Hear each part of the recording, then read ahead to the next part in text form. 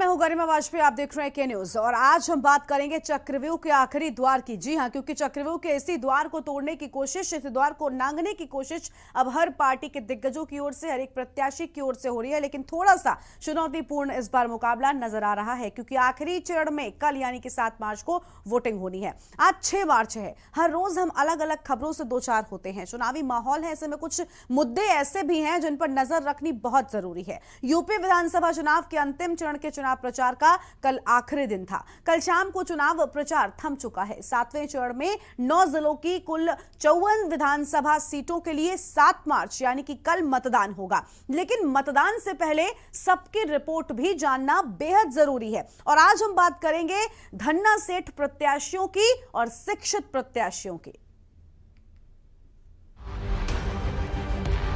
तो 607 में से 217 प्रत्याशी यहां पर करोड़पति हैं। इसमें से बीजेपी के भी प्रत्याशियों की संख्या बहुत है और कांग्रेस के 22 प्रत्याशी, आम आदमी पार्टी के 15 प्रत्याशी करोड़पति हैं और बीजेपी के 40 प्रत्याशी, तो वहीं सपा के 37 और बसपा के 41 प्रत्याशी और कांग्रेस के 22 प्रत्याशी करोड़पति हैं। आप पार्टी के 15 प्रत्याशी करोड़पति हैं।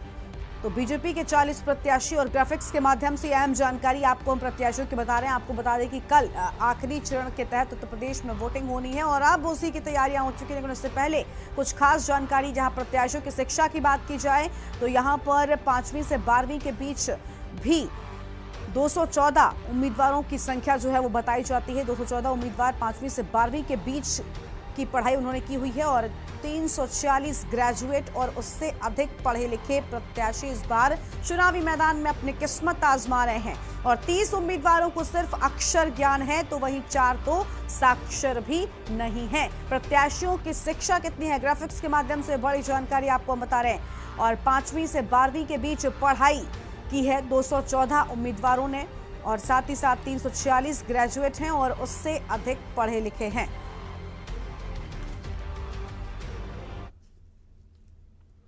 और उत्तर प्रदेश के चुनाव के आखिरी चरण का चुनाव प्रचार कल शाम को थम चुका है। सभी पार्टियों ने पूरे दमखम से प्रचार किया है। सभी दलों के नेताओं ने पूर्वांचल में डेरा डाला है। 7वें और अंतिम चरण के लिए सभी राजनीतिक दलों ने जमकर मेहनत भी की और ताबड़तोड़ रैलियां की हैं और साथ ही साथ जनता से अपने पक्ष में वोटिंग करने की अपील भी की है। अब देखना यह है कि कल यानी कि आखिरी चरण में जनता किस पार्टी के पक्ष में वोट की चोट करती है और बाकी तस्वीर तो 10 मार्च को नतीजों के दिन ही स्पष्ट हो पाएगी। तो ये अहम जानकारी आपको हम बता रहे हैं और कुछ खास तस्वीरें भी आपको हम दिखा दें, जहां पर आखिरी चरण के लिए आखिरी दांव जो है वो चला जा चुका है। जो दांव चलने थे वो चले गए, जो बिसात बिछानी थी वो बिछा ली गई है। जिनको किलों को बचाना था उन किलों को बचाने की कोशिश भी कर ली गई है। और इसी कड़ी में ये 4 दिग्गजों की तस्वीरें आपकी टीवी स्क्रीन पर आपको हम दिखा रहे हैं। सबसे पहले आप देखिए, जहां पर मुख्यमंत्री योगी आदित्यनाथ ने कल उनकी प्रेस कॉन्फ्रेंस थी, जहां पर उन्होंने कहा कि काफी अच्छे से चुनाव जो है वो हुआ, लेकिन अब प्रचार प्रसार का दौर खत्म हो चुका है। अब इंतजार है सिर्फ और सिर्फ नतीजों की घड़ी का। दूसरी तस्वीर में आप देखिए, सपा प्रमुख अखिलेश यादव आपको नजर आ रहे हैं। अगर बात करें अखिलेश की, तो जोरदार प्रचार प्रसार उनकी ओर से किया गया है। एक अलग तरीके से, एक अलग समीकरणों को बनाने की कोशिश इस बार समाजवादी पार्टी ने की है, क्योंकि समाजवादी पार्टी को अस्तित्व बचाने के लिए इस बार काफी बड़ी लड़ाई लड़नी है। सबसे बड़ी बात यहां पर यह हो जाती है। और अगर कांग्रेस महासचिव की बात करें तो प्रियंका ने भी इस बार के चुनाव में बड़ा दांव खेला है और लड़की हूं लड़ सकती हूं के नारे के साथ में उन्होंने बुलंदी दिलाने की कोशिश पार्टी को की है। तो आखिरी चरण के आखिरी दांव जो हैं वो दिग्गजों की ओर से दे दिए गए हैं। आज इसी पर हम बातचीत करेंगे कि आखिर आखिरी चरण में माहौल जो है वो किस तरह का नजर आ रहा है, किस तरह से जनता जो है वो इन दिग्गजों का फैसला आखिर किस मोड़ पर करने वाली है। इसी को लेकर बातचीत करेंगे। हमारे साथ में वाराणसी से हमारी संवाददाता सोनाली पाटवा जुड़ चुकी है, उनके पास चलते हैं। सोनाली, वाराणसी की बात की जाए तो यहाँ के समीकरण भी काफी अलग बनते हुए नजर आते हैं। आप बताइए, क्योंकि वाराणसी में भारतीय जनता पार्टी ने 17 में बड़ा एक रिकॉर्ड कायम किया था। इस बार की बात करें 22 में किस तरह के समीकरण नजर आ रहे हैं, क्योंकि कुछ सीटों पर इस बार समाजवादी पार्टी ने जोड़ तोड़ की राजनीति करके समीकरणों को बिल्कुल बदल दिया है। कि जिस तरह से भाजपा का 2019-17 में 8 विधानसभा सीट से उन्होंने जीत हासिल की थी। पर इस बार 2022 में ऐसा नहीं लग रहा है, क्योंकि कुछ ऐसी भी सीटें हैं जहां पे सपा ने कब्जा किया हुआ है, तो कुछ ऐसी सीटें जहां पे कांग्रेस प्रत्याशी भी आ सकते हैं। जी, आपकी बात की जाए तो शहर दक्षिणी की बात की जाए तो वहां पे नीलकंठ तिवारी जो कैबिनेट मिनिस्टर भी हैं, उनके सीधे टक्कर दे रहे हैं। सपा के किशन दीक्षित है, वो सीधा टक्कर दे रहे हैं वहां से। और शिवपुर विधानसभा क्षेत्र की बात की जाए, वहां पे अनिल राजभर है, वो भी कैबिनेट मिनिस्टर है भाजपा के, और उनसे सीधा टक्कर अरविंद राजभर दे रहे हैं वहां पर। बिल्कुल। और बात की जी बिल्कुल सोनाली, अगर चक्रव्यूह के आखिरी द्वार की हम बात करें, इसको पार करने की कोशिश बनारस में भी सभी पार्टियों ने की, चाहे राहुल प्रियंका हो, वो भी बाबा काशी विश्वनाथ का आशीर्वाद लेने के लिए पहुंच गए थे, और या फिर हम बात कर लें प्रधानमंत्री मोदी, तो लगातार इतने लंबे समय तक बनारस में रुके, और साथ ही साथ अखिलेश यादव के रोड शो में भी जमकर भीड़ जो है वो देखने को मिली थी। तो क्या लगता है, क्योंकि प्रधानमंत्री का संसदीय क्षेत्र, इतना लंबा वक्त देना, ऐसा नहीं लगता कि प्रधानमंत्री की साख भी इस बार दांव पर है बनारस से, इसी के चलते उन्होंने वाराणसी में इतना लंबा वक्त गुजारा है?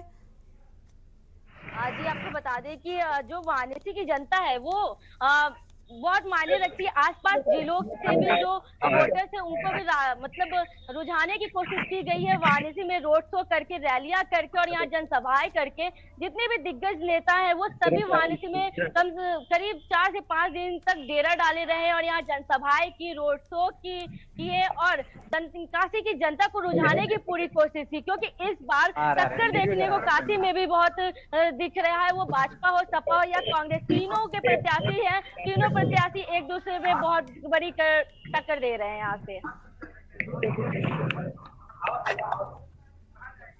बिल्कुल बिल्कुल।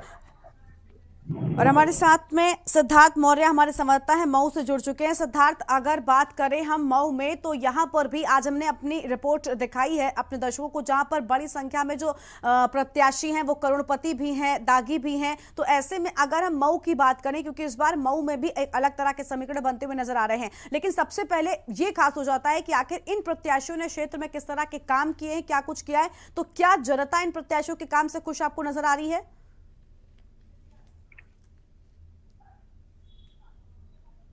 सिद्धार्थ, क्या आप तक हमारी आवाज पहुंच रही है?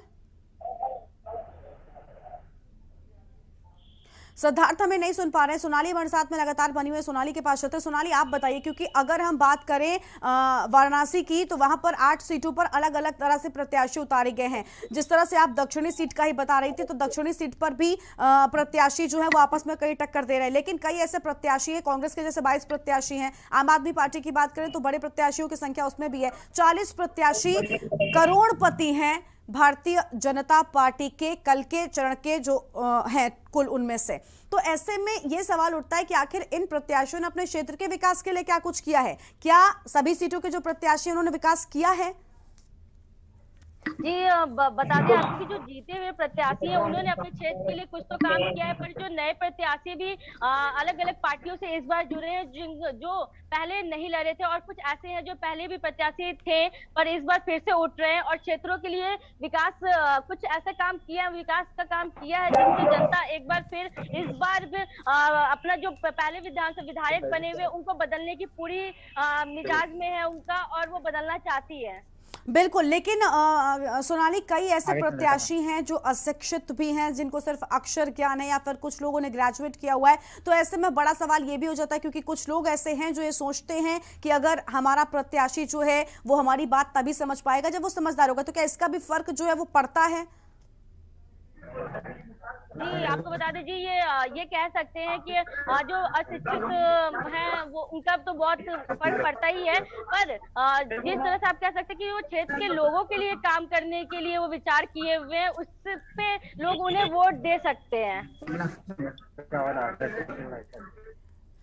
बिल्कुल, इकरार हमारे साथ में जुड़ चुके हैं गाजीपुर से, हमारे संवाददाता। इकरार, गाजीपुर की बात की जाए तो गाजीपुर में भी कई प्रत्याशियों की संख्या है, जिनमें से कुछ को सिर्फ अक्षर ज्ञान है, और कई प्रत्याशी ऐसे हैं जो करोड़पतियों की सूची में आते हैं। तो ऐसे में सवाल ये उठता है कि खुद तो करोड़पति हैं, लेकिन जनता के विकास के लिए कितना काम किया है? क्या जनता इन प्रत्याशियों से खुश नजर आ रही है गाजीपुर में? गाजीपुर में टोटल 94 प्रत्याशी हैं 7 विधानसभा के लिए, जिसमें 24 प्रत्याशी हैं जो दागी हैं। जिन पे कुछ न कुछ कोई न कोई मुकदमा कायम है। और हम बता देंगे कि ऐसे कुछ महत्वपूर्ण एमएलए जैसे जंगीपुर से वीरेंद्र यादव हैं, जो समाजवादी पार्टी से वर्तमान में विधायक हैं और फिर समाजवादी पार्टी ने उनको अपना प्रत्याशी घोषित किया, उनके पे मुकदमा कायम है।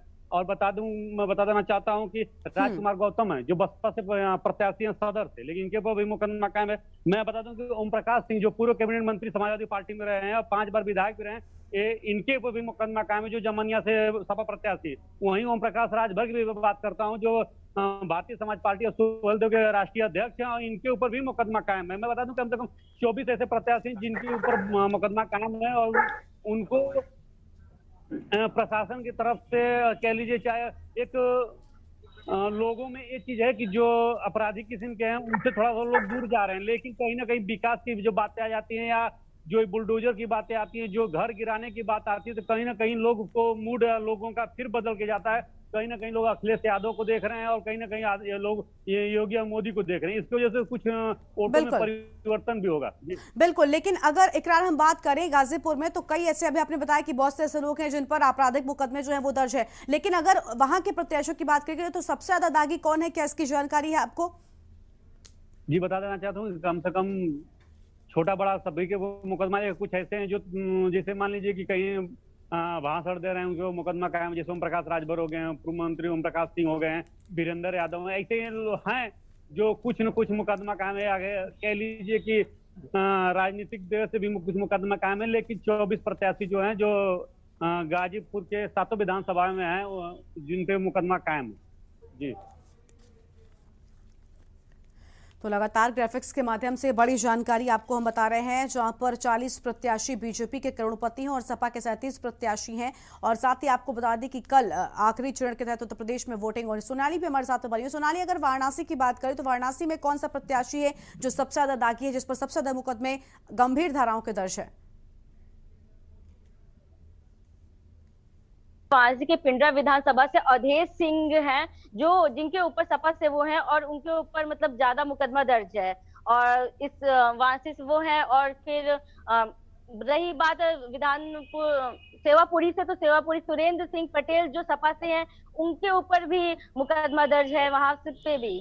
लेकिन सोनाली, ऐसे में सवाल ये खड़ा होता है कि आखिर जब ये प्रत्याशी जो हैं ये खुद दागी हैं, इन पर गंभीर धाराओं में मुकदमे भी दर्ज हैं, तो ऐसे में आखिर कैसे ये लॉ एंड ऑर्डर को मेंटेन करने में मदद कर पाएंगे? कैसे इनके क्षेत्र में विकास जो है वो होगा? कैसे जो अपराधों पर लगाम लगाने की बात ये करते हैं वो कैसे होगा?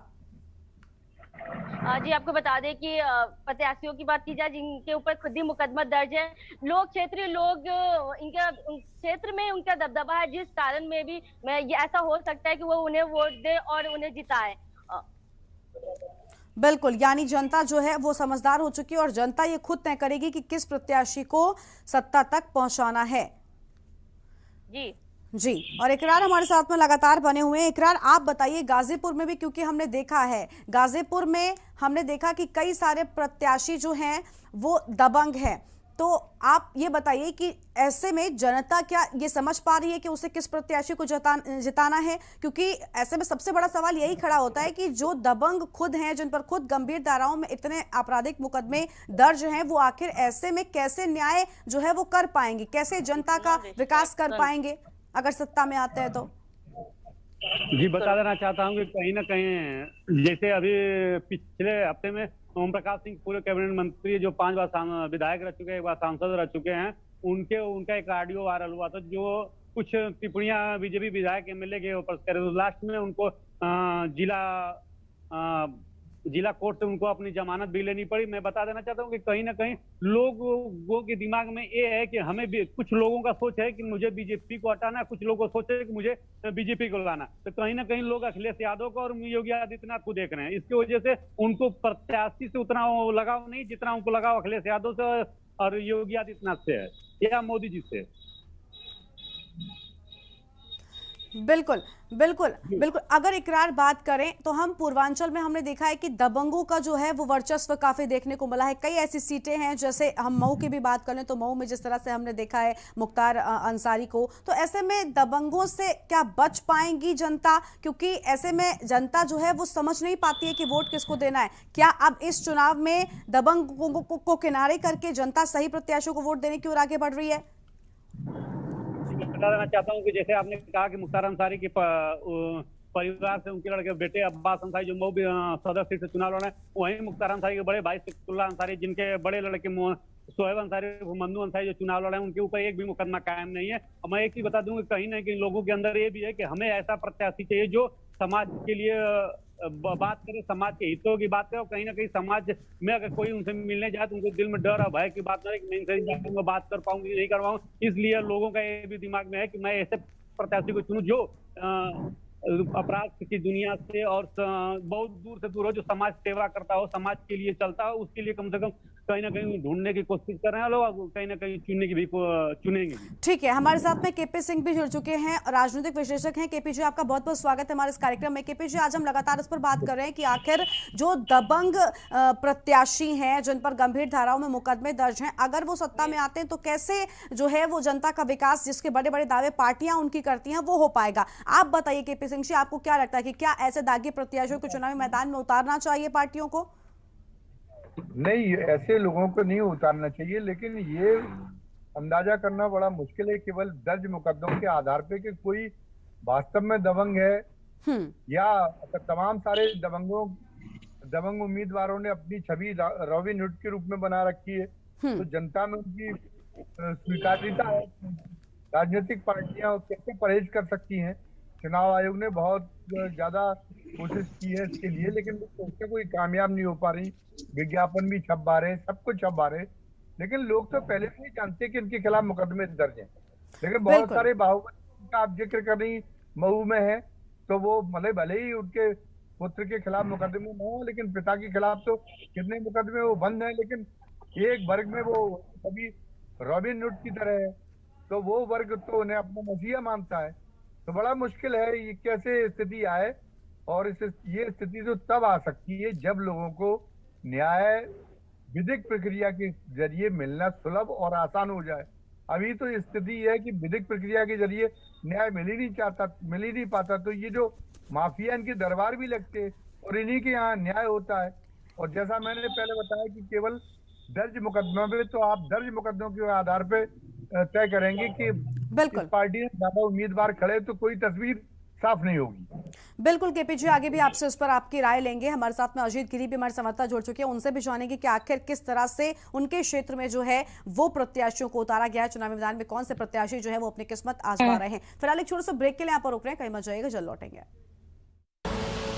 आप देख रहे हैं के न्यूज, खबरों का सारथी। 7 मार्च पिक्चर साफ। योगी या अखिलेश, क्या है यूपी का जनादेश? कौन बनेगा सुल्तान, किसके हाथ होगी कमान?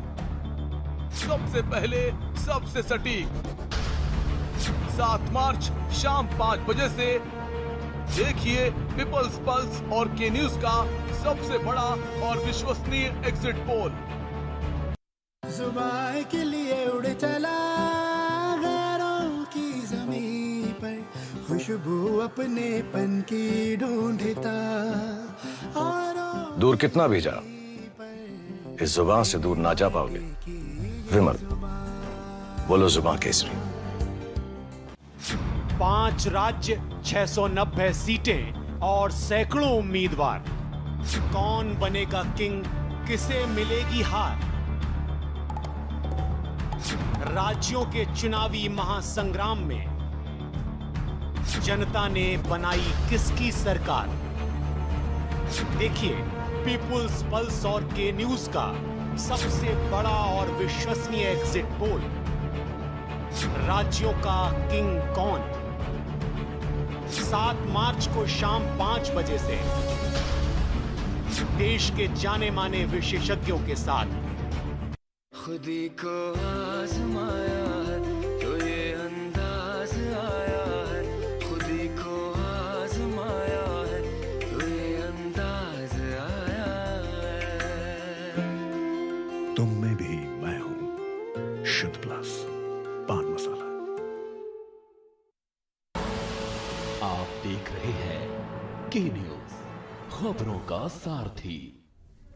ब्रेक के बाद आप सभी का स्वागत है। हम लगातार बातचीत कर रहे हैं कि चुनाव के आखिरी द्वार को एक तोड़ पार करने की लगातार जो लोग हैं वो कोशिश करते हुए नजर आ रहे हैं, प्रत्याशी कोशिश करते हुए नजर आ रहे हैं। लेकिन सवाल यहां पर ये उठता है कि इस बार के अगर चरण की बात करें तो पूर्वांचल के बड़े हिस्से में 7वें चरण में चुनाव हो रहा है और पूर्वांचल के बड़े हिस्से में कई प्रत्याशी ऐसे हैं जो दागी हैं, करोड़पति हैं, लेकिन जनता के लिए उन्होंने क्या कुछ किया है, आज इसी पर हम बातचीत करेंगे। हमारे साथ में लगातार कई मेहमान भी जुड़े हुए हैं। राजनीतिक विश्लेषक केपी सिंह जी हमारे साथ में, उनके पास चलते हैं। केपी जी, आप बताइए, अभी मैंने आपसे पूछा कि दागी उम्मीदवार जो हैं वो आखिर क्या सही है, क्या वो ठीक तरह से काम कर पाएंगे? आपने कहा कि सिर्फ मुकदमे दर्ज होने से ये गेस नहीं किया जा सकता कि वो वाकई में दागी हैं या फिर नहीं है। लेकिन अगर करोड़पति उम्मीदवारों की हम बात कर लें तो करोड़पति उम्मीदवार भी बहुत हैं और पूर्वांचल के बड़े हिस्से में वोटिंग है तो पूर्वांचल में दागियों की संख्या भी अधिक है। तो ऐसे में आपको क्या लगता है, इनका वर्चस्व जो है वो काम करेगा या फिर जनता क्लियर आउट होकर विकास के नाम पर वोट करेगी?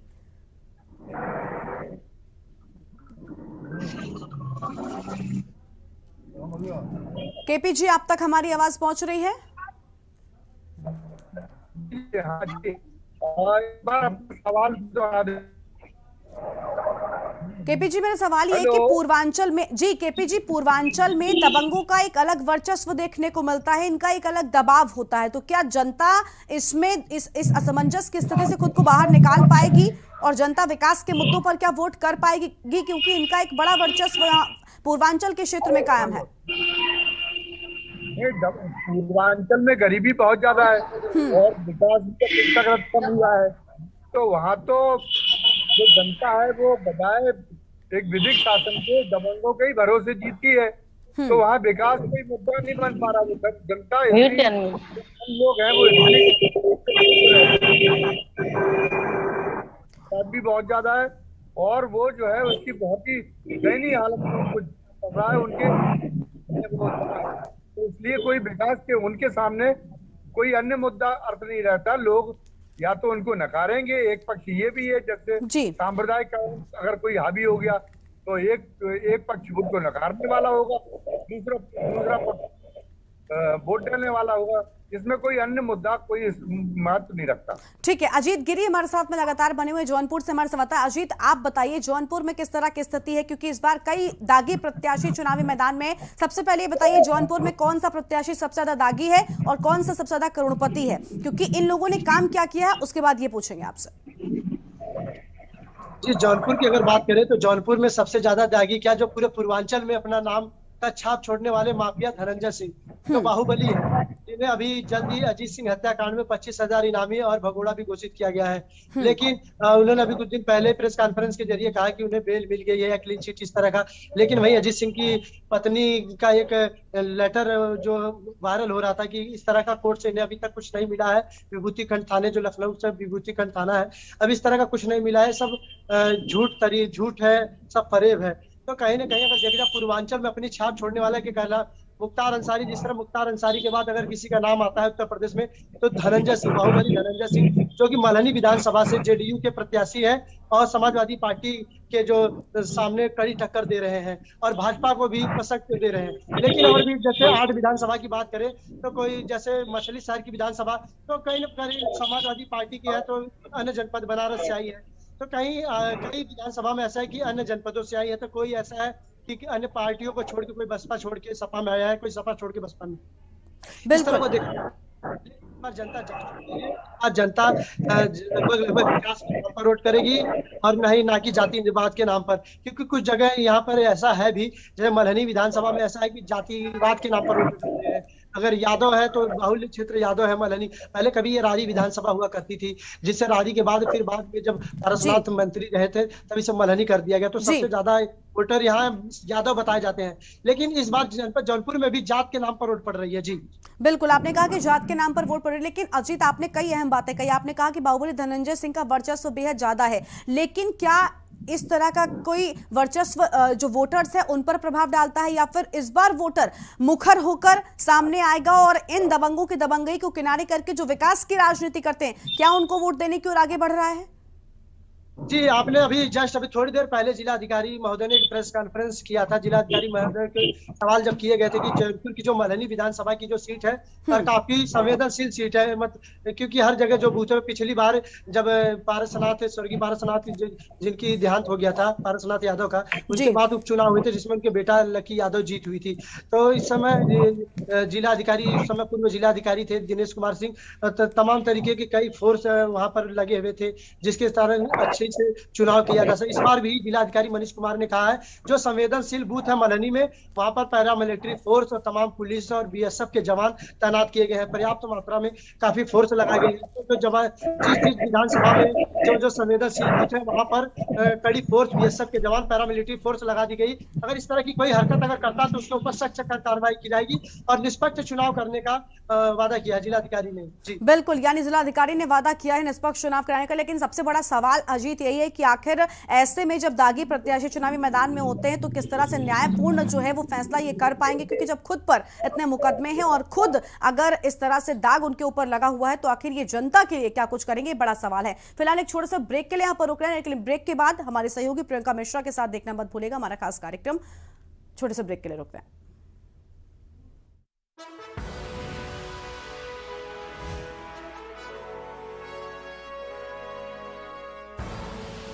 आप देख रहे हैं के न्यूज, खबरों का सारथी। Yes! Yes, yes, yes. In your face, loser. See you in soccer.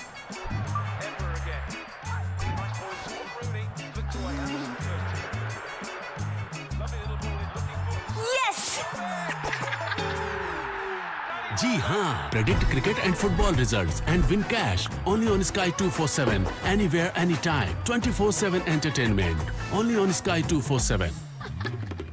Asshole. Download the Sky 247 app today. This game involves an element of financial risk and may be addictive. Please play responsibly at your own risk. सोचिए मत, मेरी और पूरे हिंदुस्तान की तरह आप भी summer cooler और होम अप्लायंसेस लीजिए और बेफिक्र हो जाएगी।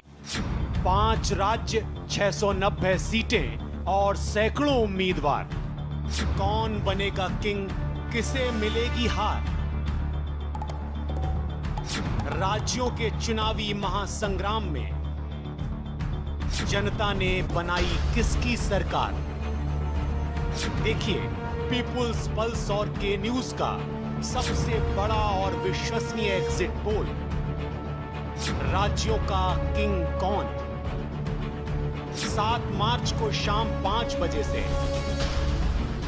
देश के जाने माने विशेषज्ञों के साथ। पर ये दिल है कि चख रहा है उन्हीं अल्फाजों का दूर कितना भी जाओ, इस जुबान से दूर ना जा पाओगे। विमल, बोलो जुबान केसरी। पहाड़ की जनता ने किसे चुना? किसकी बनेगी सरकार? उत्तराखंड का अगला सीएम कौन? देखिए पीपल्स पल्स और के न्यूज का सबसे बड़ा और विश्वसनीय एग्जिट पोल। उत्तराखंड का किंग कौन? 7 मार्च को शाम 5 बजे से देश के जाने माने विशेषज्ञों के साथ।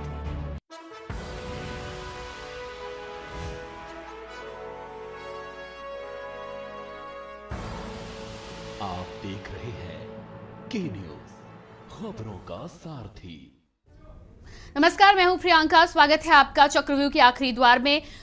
आज लगातार हम बात करेंगे, कल चुनाव का आखिरी चरण है, 7वें चरण का चुनाव है और दिग्गजों की साख दांव पर लगी हुई है। कल 607 उम्मीदवारों की किस्मत का फैसला होना है, लेकिन रिपोर्ट्स के मुताबिक 217 प्रत्याशी ऐसे हैं जो करोड़पति हैं, जिनमें सबसे ऊपर बसपा और बीजेपी के प्रत्याशियों का नाम आता है और कुछ तो ऐसे हैं जिन पर कई आपराधिक मुकदमे तक दर्ज हैं।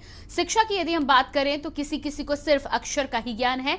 आज बात करेंगे चक्रव्यूह के आखिरी द्वार की, जिसमें कितने बागी हैं, कितने दमदार हैं, ये पूरी खाका हम तैयार करेंगे। हमारे साथ तमाम अलग अलग जगहों से हमारे संवाददाता जुड़ने वाले हैं जो वहां की ताजा स्थिति की जानकारी हमें देंगी। बीजेपी के 40 प्रत्याशी, सपा के 37 प्रत्याशी और बसपा के भी प्रत्याशी इस लिस्ट में शामिल हैं। 607 में से 217 प्रत्याशी करोड़पति हैं। कांग्रेस के 22 प्रत्याशी ऐसे हैं। आम आदमी पार्टी के 15 प्रत्याशी करोड़पति हैं। बीजेपी के 40, सबसे अधिक बीजेपी के, उसके बाद सपा के 37। बसपा की बात करी जाए तो सबसे अधिक नंबर इसमें बसपा का निकलकर सामने आता है। 41 प्रत्याशी करोड़पति की लिस्ट में शुमार हैं। कांग्रेस के 22 प्रत्याशी और आम आदमी पार्टी के 15 प्रत्याशी भी इस लिस्ट में अपनी जगह बना पाए हैं।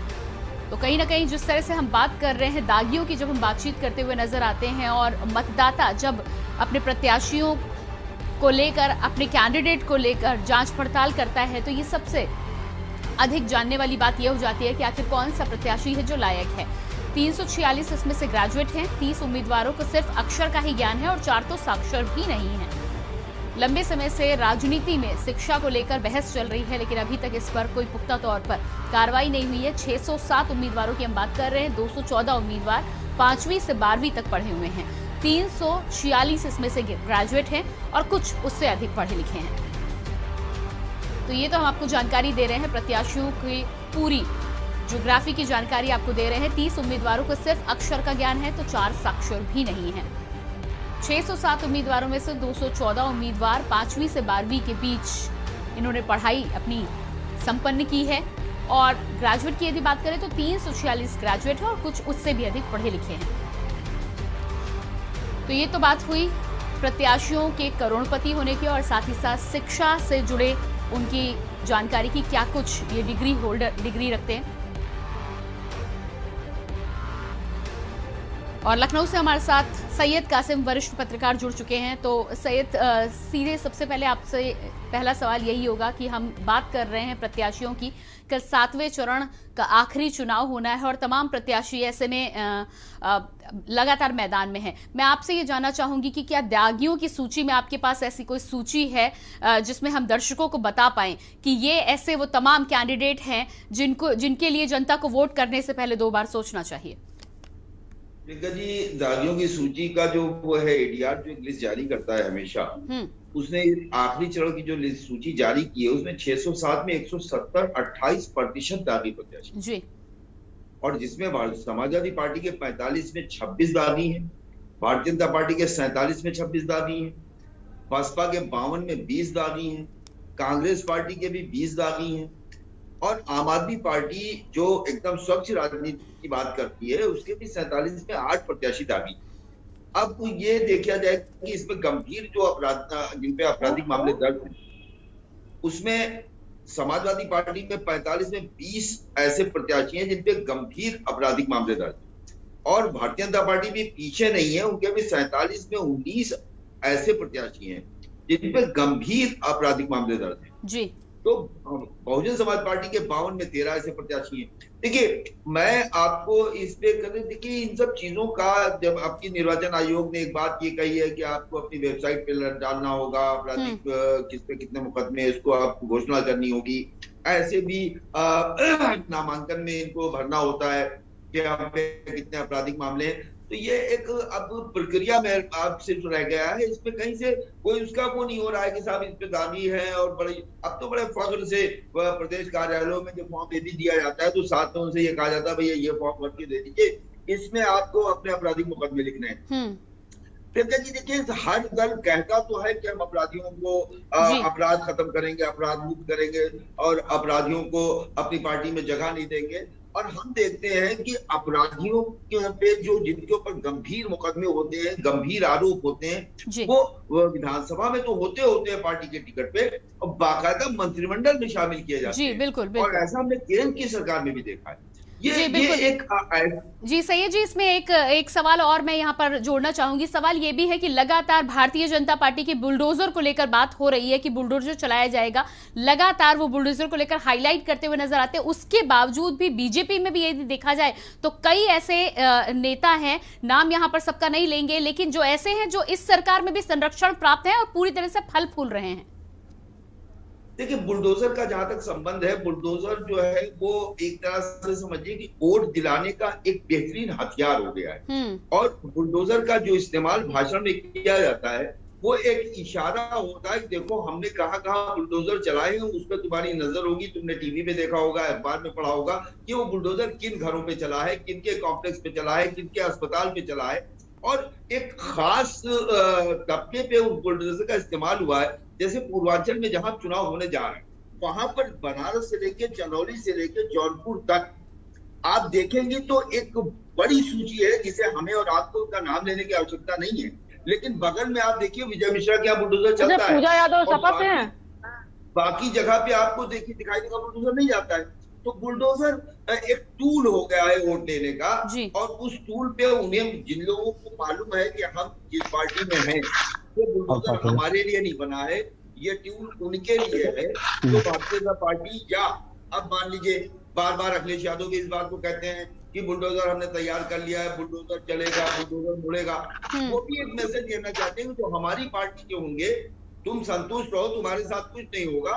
जो विपक्ष के लोग होंगे, हम अपने बुलडोजर की ड्राइविंग सीट का मतलब जो ड्राइवर है उसकी स्टीयरिंग उधर घुमा देगा। जी जी तो जी। एक नई तरह की राजनीति देखने को मिल रही है, नई तरह की बातें सुनने को मिल रही है, जो भारतीय लोकतंत्र के लिए, प्रदेश के लिए, हमारे देश के लिए अच्छा नहीं कहा जाता। जी बिल्कुल। सैयद जी हमारे साथ मिर्जापुर से भी हमारे रिपोर्टर जुड़े हुए, उनसे जान लेते हैं स्थानीय क्या दागी नेताओं के बारे में हालचाल है, और उसके बाद आपके पास वापस लौट कर आएंगे। आशुतोष, मिर्जापुर की यदि हम बात करें तो मिर्जापुर के स्थानीय लोगों में ऐसे कौन से वो प्रत्याशी हैं जिनके लिए कल मतदान तो होना है लेकिन कहीं ना कहीं दागी की लिस्ट में वो शुमार हैं?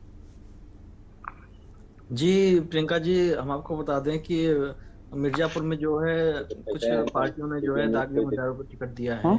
अगर हम बात करें मिर्जापुर में तो सपा ने जो है जो नगर विधायक से, नगर सीट से, सदर सीट से जो चुनाव लड़ रहे हैं, पूर्व विधायक थे और पूर्व मंत्री थे, 3 बार से विधायक चुने गए थे, कैलाश चौरसिया जी, ये जो है इनके ऊपर जो है मुकदमे हैं, ये दागी लिस्ट में आते हैं। वहीं हम बात करें बसपा प्रत्याशी की, बसपा प्रत्याशी से जो है मढ़ियान सीट से जो है नरेंद्र कुशवाहा जी हैं, इनकी भी जो है मतलब हिट लिस्ट में शामिल है, इनके ऊपर भी कई मुकदमे लगे हुए हैं।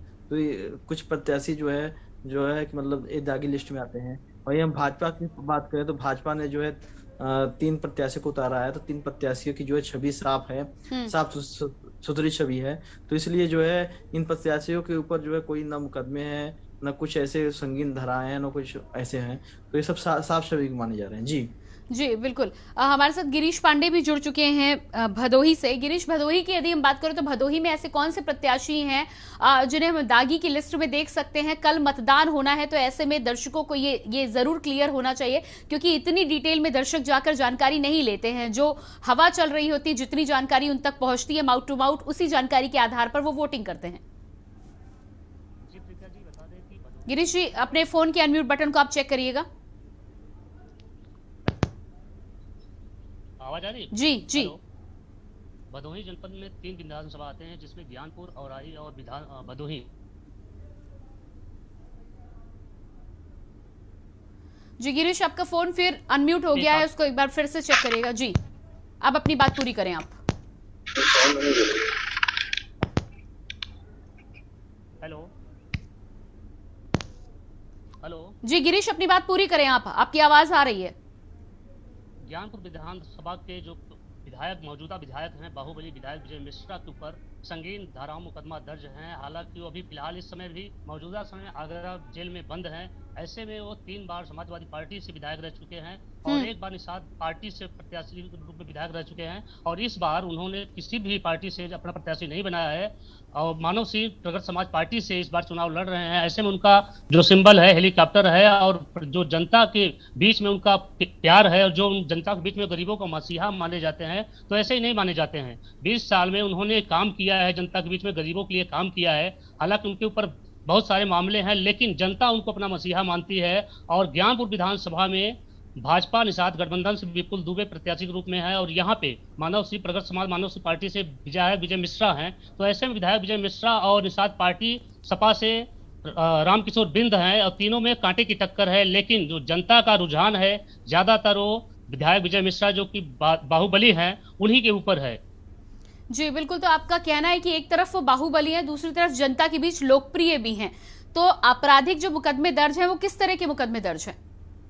मुकदमे उनके ऊपर तमाम सारे ऐसे हैं, जैसे कि बलात्कार के मुकदमे हैं, जमीन जो है हड़पने के मुकदमे हैं, आचार संहिता के उल्लंघन के मामले हैं, तमाम कुल मिला के 63 से 64 मुकदमे आपराधिक मुकदमे उनके ऊपर दर्ज हैं।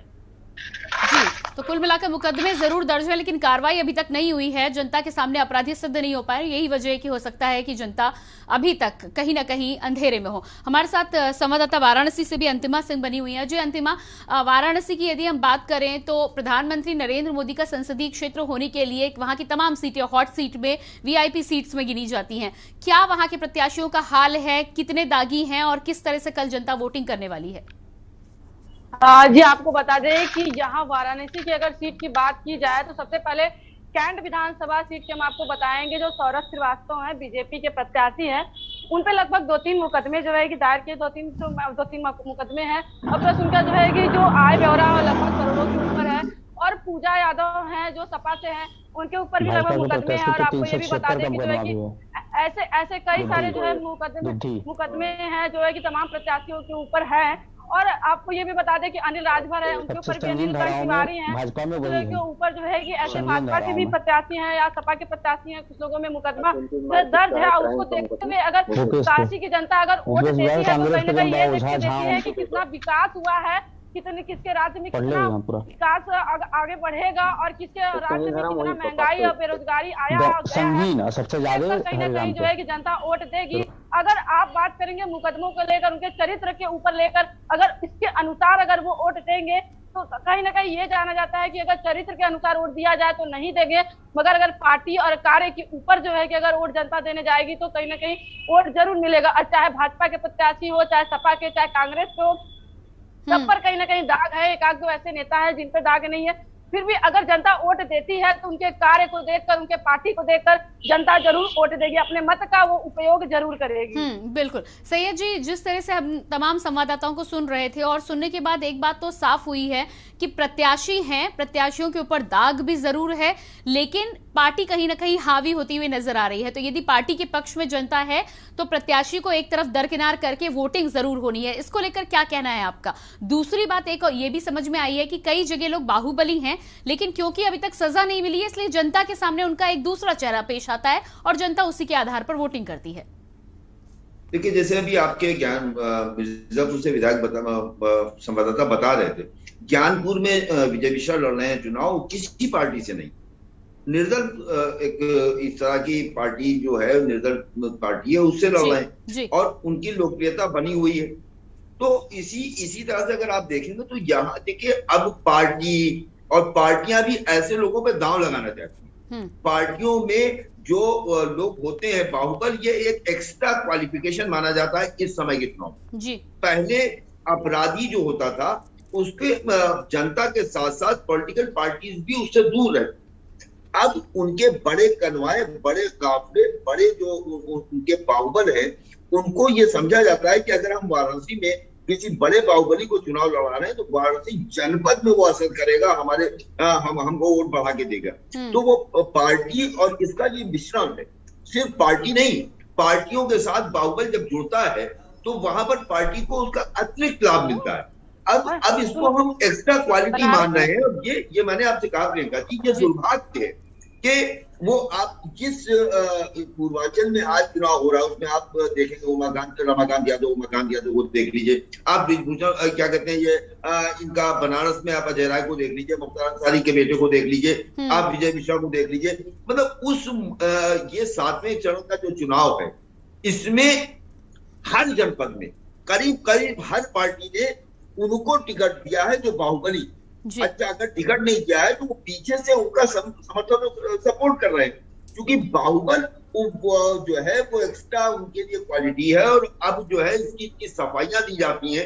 एक तरफ मंच से आप भाषण करते हैं कि साहब हम अपराध मुक्त कर देंगे, और दूसरी तरफ आपके मंच पे विराजमान होते हैं वो लोग जिनके ऊपर मुकदमे होते हैं। तो और एक चीज और प्रियंका जी, मैं आपका 30 सेकंड लूं इसमें कि देखिए, जो मुकदमे का भी जिक्र कर रही थी आपकी बनारस संवाददाता, मुकदमे राजनीतिक पार्टियों की जिनकी सरकारें होती हैं, जैसे पूजा शुक्ला की बात आई या अभी आपने दूसरे बात की, तो जो आंदोलन से निकले हुए लोग हैं उनपे जो मुकदमे होते हैं वो मुकदमे आप ये देखिए दंगे के, बलवे के, ये जो धाराएं होती है ये राजनीतिक मुकदमे होते हैं। लेकिन ये जो दूसरे देखिए, इसमें दो तरह के लोग हैं। एक आदि अपराधी हैं जिनका काम है अपराध करना, जमीनों पे कब्जा करना और क्या कहते हैं इस तरह से हत्या और इस तरह के कामों में लिप्त होते हैं और उसको धीरे से अपने को डाइवर्ट करके वो सफेदपोश हो जाते हैं। और दूसरे वो लोग होते हैं जो आंदोलन से निकले हुए होते हैं, उनके मुकदमे और इनके मुकदमे, इनके अपराध उनके अपराध में जमीन और आसमान का अंतर होता है। जी बिल्कुल बिल्कुल। तो देखना ये है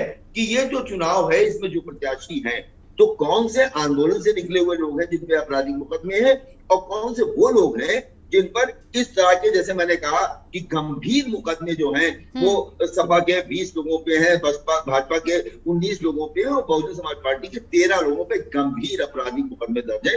ऐसे लोगों को टिकट देने से पहले पार्टियों को सोचना चाहिए और कम से कम अपने भाषण में, अपने मैनिफेस्टो में इस तरह से बात करते हुए इस बात का ख्याल रखना चाहिए जो हम कहें उसे करें। जी जी बिल्कुल। आशुतोष, यदि हम मिर्जापुर की बात करें तो जिस तरह से सैयद जी का भी कहना है कि मुकदमे हम सभी जानते हैं कि दो तरह के होते हैं। आंदोलन से जुड़े हुए जो मुकदमे हैं यकीनन उसको लेकर कहीं ना कहीं चुनाव आयोग को भी क्लियर किया जाना चाहिए कि आपराधिक मुकदमों का आप ब्यौरा दें ताकि उससे जनता को फायदा हो। आप अपने डिटेल के लिए जो भी रखें, लेकिन जनता यदि ढेर सारे मुकदमे पढ़ती है उसमें जनता को ये समझ में नहीं आता कि कौन सा आपराधिक है और कौन सा आंदोलन से निकला मुकदमा है। खैर, आपके क्षेत्र में यदि हम प्रत्याशियों की बात करें तो जो तमाम प्रत्याशी चुनाव लड़ रहे हैं, कल जिनके लिए जनता मताधिकार का प्रयोग करेगी, उन प्रत्याशियों की वहां पर किस तरह की साख बनी हुई है? क्या जनता के बीच भी लोकप्रिय हैं या जनता कहीं ना कहीं सोच समझकर कल मतदान करने वाली है? जी, हम आपको बता दें कि अभी जो वोट देने का है, मतदान करने का है, तो जनता इसमें जो है विकास के मुद्दे पे वोट कर रही है। वो प्रत्याशी को नहीं देख रही है। प्रत्याशी को देखने का जो चलन था वो आज से 10 साल पहले था। इस समय जनता जो है प्रत्याशी को नहीं देखती है। इस समय क्या जो चलन चल रहा है, इसमें जनता केवल विकास देख रही है। यहाँ तक कि ये भी नहीं देखती है कि प्रत्याशी के ऊपर कोई संगीन धारा का मुकदमा आया, प्रत्याशी बहुत ही बेकार है, प्रत्याशी उनसे मिलने भी नहीं आया है। अभी हम जो है एक दो जगह गए भी थे, ग्राउंड रिपोर्टिंग भी कर रहे थे, तो वहाँ कई लोगों से बात भी किए थे, तो वहाँ पता चला कि आज तक जो है विधायक बनने के बाद आज तक विधायक भी मिलने नहीं आए। लेकिन फिर भी जो है हम लोग इस पार्टी को वोट दे रहे हैं, क्यों दे रहे हैं? क्योंकि विकास मुद्दे पे है। तो आज जो जनता है वो ना किसी के ऊपर मुकदमेबाजी देख रही है, ना उनके ऊपर कि वो कितने तक पढ़े हैं, उनकी शिक्षा क्या है। वो बस केवल देख रही है कि अच्छा ये पार्टी अच्छी है, पार्टी में विकास हो रहा है, इस पार्टी में जो है स्वास्थ्य सुविधाएं मिल रही है, सड़कें मिल रही हैं, हमको अच्छी शिक्षा मिल रही है, तो हम इस पार्टी को वोट दें, क्योंकि इस पार्टी को वोट देंगे तो इस पार्टी में हमको ये मिलेगा। तो आज जो जनता है, आज जनता जो है, आज जनता केवल मूड केवल जो है केवल विकास देख रही है, विकास के मुद्दे पर वोट दे रही है। जी बिल्कुल। हमारे साथ अरविंद दुबे भी सोनभद्र से संवाददाता जुड़ चुके हैं, लेकिन आपसे बातचीत करेंगे उससे पहले रुकते हैं एक छोटे से ब्रेक के लिए। तो हम यहाँ पर लगातार चक्रव्यूह का आखिरी दौर है, ऐसे में तमाम प्रत्याशियों के लिए कल जनता मतदान करने वाली है, लेकिन इन प्रत्याशियों में से आखिर कौन दागी है, कितने दागी हैं और कितने पानी में कौन प्रत्याशी है, उसकी थाह लेने की कोशिश कर रहे हैं। रुकते हैं छोटे से ब्रेक के लिए, फौरन हाजिर होते हैं। आप देख रहे हैं के न्यूज, खबरों का सारथी। 7 मार्च पिक्चर साफ। योगी या अखिलेश, क्या है यूपी का जनादेश? कौन बनेगा सुल्तान, किसके हाथ होगी कमान? सबसे पहले सबसे सटीक 7 मार्च शाम 5 बजे से देखिए पीपल्स पल्स और के न्यूज का सबसे बड़ा और विश्वसनीय एग्जिट पोल। जुबान के लिए उड़ चला गैरों की ज़मीं पर, खुशबू अपने पन की ढूंढता और दूर कितना भी जा, इस जुबान से दूर ना जा पाओगे। विमल, बोलो जुबान केसरी। पहाड़ की जनता ने किसे चुना? किसकी बनेगी सरकार? उत्तराखंड का अगला सीएम कौन? देखिए पीपुल्स पल्स और के न्यूज का सबसे बड़ा और विश्वसनीय एग्जिट पोल। उत्तराखंड का किंग कौन? 7 मार्च को शाम 5 बजे से देश के जाने माने विशेषज्ञों के साथ। आप देख रहे हैं के न्यूज, खबरों का सारथी। ब्रेक के बाद स्वागत है आपका चक्रव्यूह के आखिरी द्वार को लेकर हम बातचीत कर रहे हैं। हमारे साथ अलग अलग जगहों से संवाददाता जुड़े हैं, साथ ही साथ वरिष्ठ पत्रकार सैयद कासिम जी भी हमारे साथ बने हुए हैं। तो सीधे रुक कर लेते हैं, हमारे साथ अरविंद दुबे संवाददाता सोनभद्र से जुड़ चुके हैं। जी अरविंद, सोनभद्र की यदि हम बात करें तो क्या कुछ वहां की स्थिति है, साथ ही साथ जिस तरह से संजीव सिंह को लेकर सवाल बार बार उठाए जा रहे हैं और कौन से ऐसे प्रत्याशी हैं जो दागियों की लिस्ट में आते हैं? चारों प्रमुख दल के हैं, तो मतलब सपा, भाजपा, बसपा, कांग्रेस, चारों दलों से सभी सीटों पे कहीं ना कहीं कोई न कोई प्रत्याशी दागी है। मतलब कि चारों दागदार लोगों को चारों दल ने भरोसा जताया है दागियों पर। पहली तो एक बात रही। सबसे ज्यादा मुकदमे सोनभद्र में दुद्दी विधानसभा से मौजूदा विधायक जो अपना दल से जीते थे, मौजूदा समय में बसपा से प्रत्याशी हैं, सबसे ज्यादा जिले में उनके ऊपर मुकदमा दर्ज है। जो पशु क्रूरता अधिनियम का भी मुकदमा उनके ऊपर दर्ज है। 15 मुकदमे दर्ज हैं अकेले उनके ऊपर। हरिराम चेरो जो मौजूदा समय में विधायक है, अपना दल से जीते थे, बसपा से प्रत्याशी इस बार बने हैं, पाला बदल लिए हैं। तो वही बात करें सदर विधानसभा की, तो यहाँ पर भी जो मौजूदा विधायक है भाजपा के भूपेश चौबे, उन पर भी मुकदमा है, लेकिन कोई गंभीर धाराओं में नहीं है। लेकिन भाजपा ने जिस पर नया प्रत्याशी इस वक्त दुद्धि से ही उतारा है, उनके ऊपर पॉक्सो एक्ट का मुकदमा दर्ज है, बलात्कार का। तो अन्य सभी दलों में भी ऐसे हैं, लेकिन ये दो सबसे गंभीर मुकदमे दर्ज हैं। दोनों प्रत्याशी मौजूदा समय में दुद्धि से हैं। बाकी दुद्धि से सपा के जो प्रत्याशी है उनके ऊपर भी लूट का मुकदमा दर्ज है और कई मुकदमे ऐसे दर्ज हैं। लेकिन सर्वाधिक मुकदमे सोनभद्र के सभी प्रत्याशियों में मौजूदा समय में दुद्धि विधानसभा से बसपा प्रत्याशी हरिराम चेरो पर दर्ज है। बिल्कुल। तो अरविंद जी, जिस तरह से आप कह रहे हैं कि 4 मुख्य दल जो हैं जो चुनाव में हैं, उनके चारों ही प्रत्याशी दागी हैं कहीं ना कहीं, ऐसे में जनता के बीच में किस तरह की छवि है और क्या जनता वहां पर भी पार्टी देख रही है, प्रत्याशियों को बिल्कुल दरकिनार कर रही है? जी बिल्कुल, ये बात कह सकती है, क्योंकि प्रत्याशी के चेहरे पर खासकर आप प्रमुख दलों की बात करें तो वोट नहीं मिल रहा है। बसपा को कह सकते हैं कि बसपा का प्रत्याशी दागी होने के बाद भी मौजूदा समय में ज्यादातर वोट अपने नाम पर पा रहा है, इसलिए भी कि वर्तमान समय में वो विधायक है और कोई वहां बहुत मजबूत प्रत्याशी इस बार अन्य दलों से नहीं उतारे गए हैं, बस दल के नाम पर वो वोट पाने वाले उतारे गए हैं। जो उनके प्रमुख प्रत्याशी हैं, उनके विपक्षी सपा से 27 साल से वो विधायक रहे हैं, लेकिन मौजूदा समय में उनकी स्थिति इतनी अच्छी नहीं है और उन्हीं को पटखनी दिए थे जब वो अपना दल में थे। इनके सबसे मुकदमा दर्ज है। यदि पार्टी की बात करें अरविंद, तो किस पार्टी का पलड़ा आपको भारी नजर आ रहा है सोनभद्र में? देखिए, सोनभद्र में हर सीट पर जो भी लड़ रहा है, भाजपा हर सीट पर लड़ाई में है, ये बात तो तय है कि 4 सीटें हैं, चारों पर जो लड़ रहा है वो भाजपा से लड़ रहा है। लेकिन अगर बात करें और ज्यादा करीब जाए तो सोनभद्र सदर विधानसभा सीट से त्रिकोणीय मुकाबला है, जहां पर बसपा ने मजबूत उम्मीदवार उतारा है। कुछ यही आलम स्थिति है दुद्धि, उत्तर प्रदेश की सबसे आखिरी विधानसभा जो है दुद्धि में भी। तो घोरावल में भी आप त्रिकोणी से नहीं इनकार कर सकते, बल्कि वहां पर तो कांग्रेस भी अच्छा खासा वोट पा रही है। अब परिणाम 10 मार्च को आएगा तो पता चल पाएगा क्या उसका रहता है असर, दूसरे को हराने में, अपने जीतने में।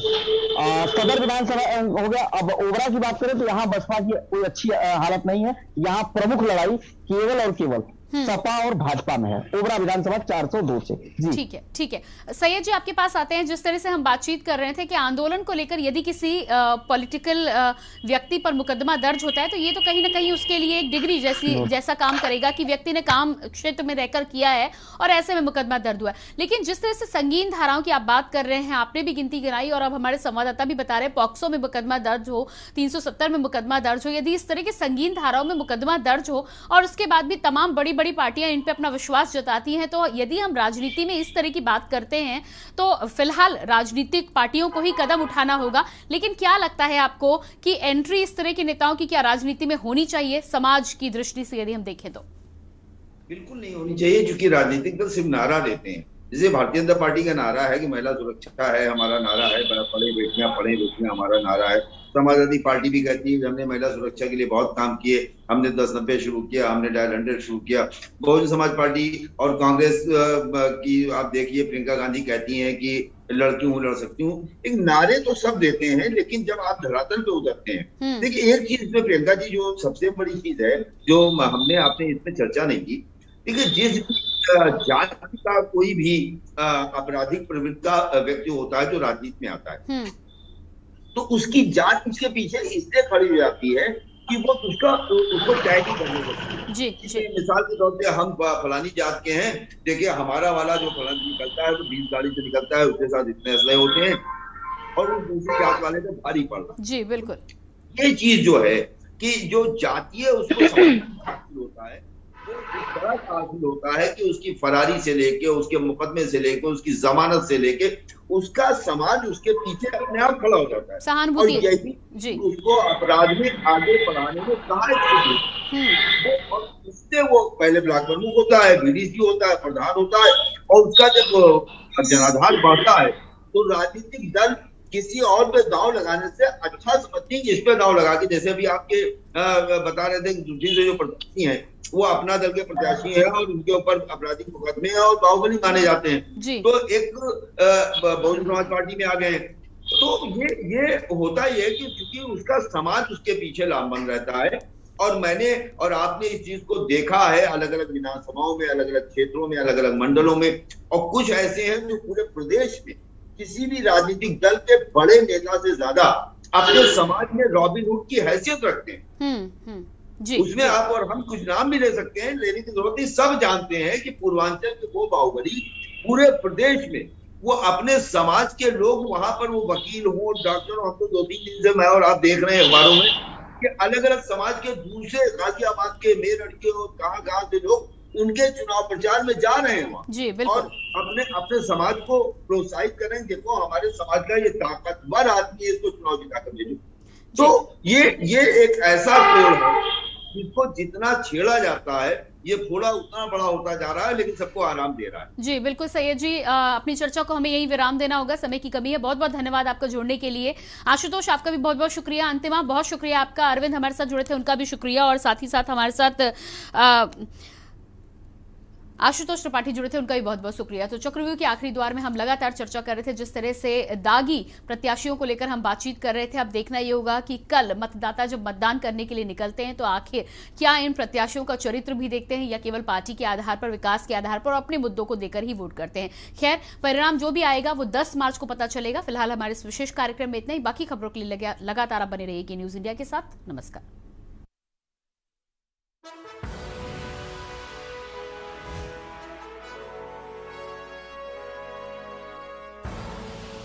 आप देख रहे हैं के न्यूज, खबरों का सारथी।